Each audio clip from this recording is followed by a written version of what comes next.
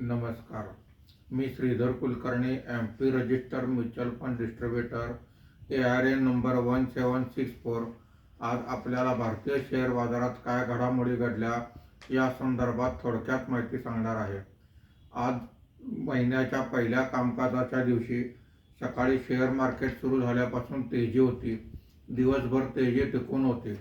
आज मार्केट बंद होताना सेन्सेक्स हा 444 पॉईंटने वाढून 76,923 वर बंद झालेला आहे.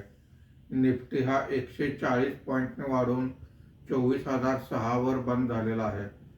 BSE reality index 3.56%, BSE FMCG index 1.76%, BSE auto index 1.10% वर आहे. BSE IT इंडेक्स मात्र 1.94% खाली आहे. Nifty mid cap index 0.34%, Nifty small cap index 0.36% वर आहेत. आजच्या कामकाजामध्ये निफ्टीमध्ये वाढलेले मुख्य शेअर्स पुढील प्रमाणे: इटर्नल 5.71%, अडाणी एंटरप्राइजेस 3.54%, नेस्ले 3.46% अशी वाढ आहे.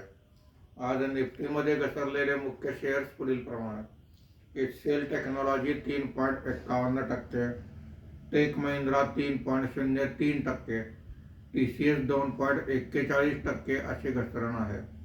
आज FIIने 1141 कोटी रुपयांची विक्री केलेली आहे. देशीय वित्तीय संस्थांनी 3159 कोटी रुपयांची खरेदी केलेली आहे.